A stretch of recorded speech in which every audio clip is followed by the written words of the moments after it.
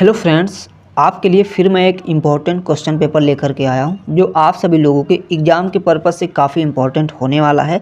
तो आप लोगों को ये वीडियो लास्ट तक वॉच करना, साथ में अपने फ्रेंड्स को भी वीडियो शेयर कर देना है।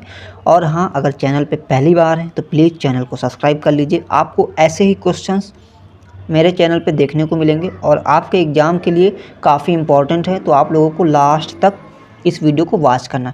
तो इसमें हम लोग सॉल्व करेंगे जनरल एनाटॉमी, फिजियोलॉजी, ठीक है, और फार्माकोलॉजी, माइक्रोबायोलॉजी और पैथोलॉजी के क्वेश्चंस। तो इन सभी टॉपिक के क्वेश्चंस देखेंगे। तो ये क्वेश्चन पेपर जनरली सभी पैरामेडिकल कोर्स के लिए होने वाला है, फर्स्ट पेपर, ठीक है। चाहे वो आप ओटी के स्टूडेंट हो, चाहे एनेस्थीसिया के स्टूडेंट हो, चाहे ट्रामा केयर टेक्नीशियन के स्टूडेंट हो, चाहे लैब टेक्नीशियन, चाहे एक्सरे टेक्नीशियन, आप कोई भी पैरामेडिकल में कोर्स कर रहे हैं तो आप सभी लोगों को ये वीडियो लास्ट तक वॉच करना है, क्योंकि सभी के लिए ये इम्पोर्टेंट होगा, ठीक है। अब पहला ही क्वेश्चन है, which of the following is a long bone, इनमें से कौन लॉन्ग बोन है, ठीक है। तो देखो ऑप्शन, सबसे पहले आप लोगों को ऑप्शन पढ़ना है, sternum, ribs, radius, carpal bone. तो देखो आप लोगों ने लॉन्ग बोन पढ़ रखा होगा फीमर, तो ज़्यादातर क्वेश्चन अगर फीमर होता तो आप लोग लगा देते, बट यहाँ पर फीमर तो ऑप्शन में है नहीं, तो हमारी लॉन्ग बोन हो जाएगी रेडियस। और ये क्वेश्चन जो है इस बार ओटी टेक्नीशियन का जो भी एग्ज़ाम होगा उसमें ये क्वेश्चन रिपीट हो सकता है। आप लोगों को मैं पहले ही क्लियर कर दूं, तो आप लोगों को अच्छे से पढ़ना है, ये क्वेश्चन रिपीट हो सकता है। अब अगला क्वेश्चन देखते हैं। 1.2 नंबर का क्वेश्चन है, लिखा हुआ inflammation in tongue is known as, अगर टंग में इन्फ्लामेशन हो जाती है तो उससे हम क्या कहते हैं, तो उससे हम लोग बोलते हैं ग्लोसाइटिस। वेरी इंपॉर्टेंट क्वेश्चन है, आप लोग नोट कर लीजिएगा, आपके एग्जाम के पर्पज़ से भी ये काफ़ी इंपॉर्टेंट है।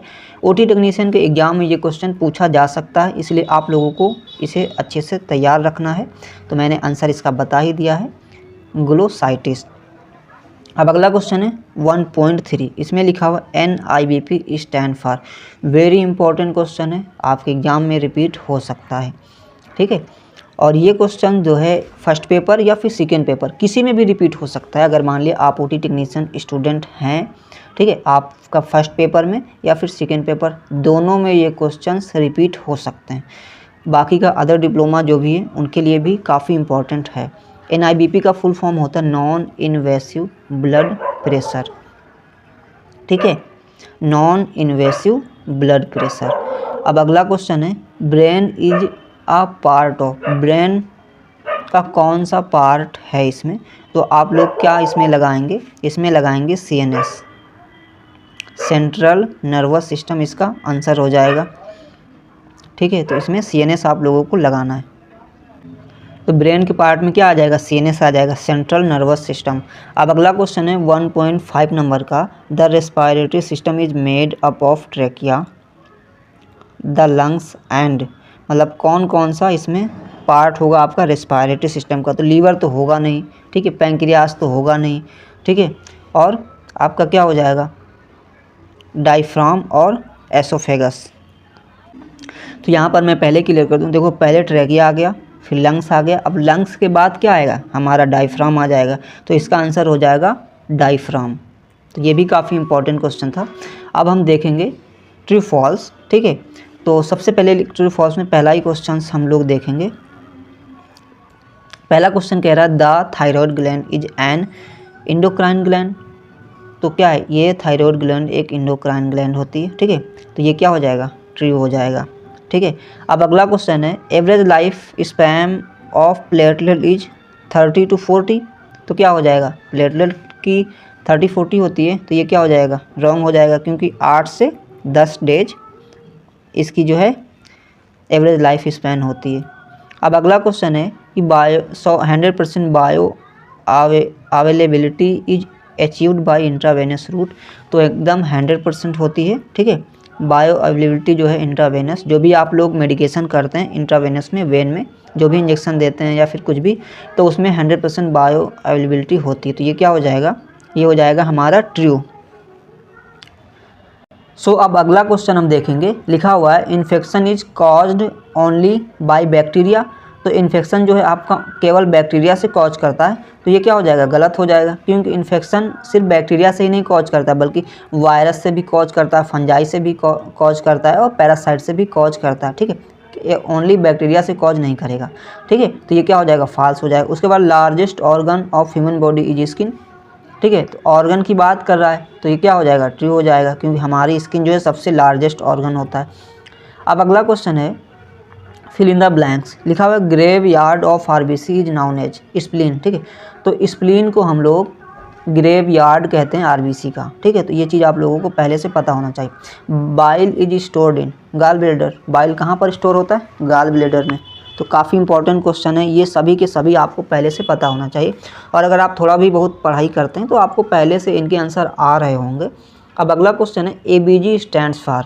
एबीजी का पूरा नाम क्या है। अब ये क्वेश्चन तो सभी को पता होना चाहिए। ठीक है, एबीजी का जो फुल फॉर्म होता है वो क्या हो जाएगा, आर्टेरियल। यहाँ पर मैं अच्छे से लिख देता हूँ ताकि आप लोगों को भी क्लियर हो सके। ठीक है, आर्टेरियल, वैसे मैं पेन चला रहा हूँ तो स्क्रीन पे अच्छे से चल नहीं रहा है। Arterial blood gas. ठीक है, ये होता है इसका फुल फॉर्म। आर्टेरियल की स्पेलिंग आप लोग जो है गूगल पर भी देख लेना। ठीक है फ्रेंड्स, तो इसका फुल फॉर्म ये होता है एबीजी का। अब अगला क्वेश्चन है the study of human tissue is known as. Human tissue की स्टडी अगर हम लोग करते हैं तो उसे क्या कहते हैं, तो उसे हम लोग कहते हैं हिस्टोलॉजी। क्या कहते हैं, हिस्टोलॉजी। तो ये काफ़ी इंपॉर्टेंट क्वेश्चन है और आपके एग्जाम में आ सकता है। अब अगला क्वेश्चन है कि pH of blood is. Blood का पीएच कितना होता है, तो यहाँ पर लिखा भी हुआ है पहले से, मैं भी आपको बता देता हूँ कितना होता है। ठीक है, 7.35 से 7.45 तक इसका पीएच होता है। अब ये हमारे हो गए true false, fill in the blanks और ऑब्जेक्टिव टाइप। अब हम देखेंगे, देखो शॉर्ट क्वेश्चंस एक वीडियो में पढ़ाना आसान नहीं है, मैं थोड़ा सा आपको शॉर्ट में ही उनका आंसर एक्सप्लेन कर देता हूँ, जिससे आपको एक आइडिया हो जाता है आपको लिखना क्या है। ठीक है, तो यहाँ पर जैसे लिखा हुआ है डिस्क्राइब फंक्शन ऑफ लीवर। अब इसमें आपको क्या क्या लिखना है, चलिए वो मैं आपको बता देता हूँ। देखो लीवर के बारे में पूछा गया है तो सबसे पहले इसकी डिफिनीसन आपको लिखना है। लीवर के बारे में लिखना है, लीवर क्या है, मतलब आपको लीवर की एनाटोमी लिखना है। लीवर की एनाटोमी लिख देना है। तो आप लोग क्या लिख सकते हैं कि लीवर जो है लार्जेस्ट ग्लैंड होती है।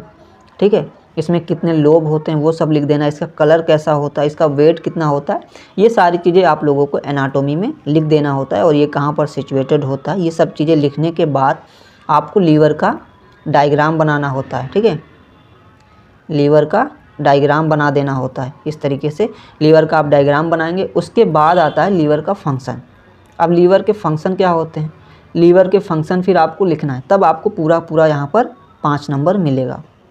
तो यहाँ पर लीवर के फंक्शन आपको लिखना है। तो अगर आपको लीवर के फंक्शन पहले से पता है तो अच्छी बात है, आप लोग लिख सकते हैं। अब लीवर क्या करता है, तो देखो लीवर जो है कार्बोहाइड्रेट्स, प्रोटीन एंड फैट्स का मेटाबॉलिज्म करता है। ठीक है, ये आप लोग लिख सकते हैं। उसके बाद ये डिटॉक्सिफिकेशन का भी काम करता है, जो भी आपके हार्मफुल सब्सटेंस होते हैं उनको डिटॉक्सिफाई करने का काम करता है। ठीक है, उसके बाद production of bile for digestion. ठीक है, ये भी हेल्प करता है। और क्या स्टोर करता है, ये विटामिन्स हो गया। ठीक है, विटामिन्स हो गया, मिनरल्स हो गया, इन सबको क्या करता है, स्टोर करता है। ठीक है, और ब्लड क्लॉटिंग फैक्टर का प्रोडक्शन भी लीवर करता है। तो ये सारे फंक्शन इसके हो जाएंगे। और लीवर के फंक्शन की बात करें तो इसके और भी बहुत सारे फंक्शन हैं। तो इस तरीके से आप लोग इसके फंक्शंस लिख सकते हैं। अब आता है mode of disease transmission. Mode of transmission of disease, ये क्वेश्चन है जो कि काफ़ी इंपॉर्टेंट है। मतलब कौन कौन तरीके से आप लोगों को डिजीज हो सकता है। तो जैसे डायरेक्ट कांटेक्ट। ठीक है, तो आप लोगों को लिखना है डायरेक्ट कांटेक्ट, इसके हेडिंग डाल के। जैसे टच हो गया, सेक्सुअल ट्रांसमिशन, इस तरीके से आप लोगों को डायरेक्ट हो सकता है। और इनडायरेक्ट कांटेक्ट मतलब कंटामिनेटेड सरफेस या फिर कोई ऑब्जेक्ट, इस तरीके से भी आप लोगों को हो सकता है। सो इस तरीके से आप लोगों को यहाँ पर आंसर दे देना है। उसके बाद एयरबोर्न ट्रांसमिशन, जैसे आप लोग क्या करते हैं, कफिंग, खांसते हैं या फिर छींकते हैं, उससे भी जो है इन्फेक्शन हो सकता है या फिर। ठीक है, और वेक्टर बॉर्न जैसे मॉस्किटो हो गया, ये अगर आपको काट लेता है तो उससे भी हो सकता है, या फिर आप लोग अगर फूड खाना जो भी खाते हैं उससे भी प्रॉब्लम हो जाती है। अगर आप कोई कंटामिनेटेड फूड लेते हैं या फिर ड्रिंक्स लेते हैं तो उससे भी ट्रांसमिशन होता है डिजीज़ का। तो इस तरीके से आप लोगों को लिख देना है। अब साइनोवियल जॉइंट के बारे में आपको लिखना है, ठीक है। तो साइनोवियल जॉइंट के बारे में क्या लिख सकते हैं कि ये फ्रीली मूवेबल होते हैं, मतलब ये मूव करने में हेल्प करते हैं, इस तरीके से आप लोग लिख सकते हैं। उसके बाद इसमें साइनोवियल फ्लूइड होता है फॉर लुब्रिकेशन के लिए, ठीक है। और एग्जाम्पल की बात करें कि कौन कौन से इसमें जो है आपका साइनोवियल जॉइंट में आते हैं, तो आपका जो हो जाएगा नी जॉइंट, शोल्डर जॉइंट, ठीक है। तो ये सभी हमारे क्या हैं, ये सभी हमारे साइनोवियल जॉइंट के एग्जाम्पल हैं। उसके बाद draw level diagram of neuron. अब न्यूरॉन का डायग्राम ओनली बनाने से आपको 5 नंबर नहीं मिलेगा। अब न्यूरॉन के बारे में पता होना चाहिए, इसकी डिफिनीसन लिखना है, ठीक है, डिफिनीसन लिख देना है।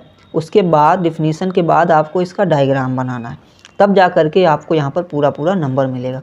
अब आता है write a short note on route of drug administration. देखो, रूट ऑफ ड्रग एडमिनिस्ट्रेशन पर मैंने वीडियो अपलोड कर रखा है अपने ही चैनल पे, ठीक है। एक नहीं 2 वीडियो अपलोड है, आपको एक लाइव क्लास में भी मिल जाएगा और ऐसे वीडियो अपलोड है। तो हमारे इस चैनल पे जाना, इस क्वेश्चन को अच्छे से तैयार कर लेना। आपका कोई भी पैरामेडिकल कोर्स है उसमें ये क्वेश्चन ज़रूर पूछा जाएगा, इसलिए आपको तैयार करके रखना है। उसके बाद अगर आपको नोट्स चाहिए, जो भी यहाँ पर शॉर्ट्स और लॉन्ग में आपको पढ़ा रहा हूँ इनके नोट्स चाहिए एनाटॉमी फिजियोलॉजी के, तो उसके लिए आप लोगों को हमें क्या करना है, मैसेज करना है हमारे व्हाट्सएप नंबर पर, ठीक है। तो ये हमारा हो जाएगा व्हाट्सएप नंबर, ठीक है। मैं यहाँ पर लिख देता हूँ, ये हमारा व्हाट्सएप नंबर है। यहाँ पर आप लोगों को 6386947311, ठीक है, ये हमारा व्हाट्सएप नंबर है। यहाँ पर आप लोगों को मैसेज करना है एनाटॉमी फिजियोलॉजी माइक्रोबायोलॉजी पैथोलॉजी के नोट्स के लिए।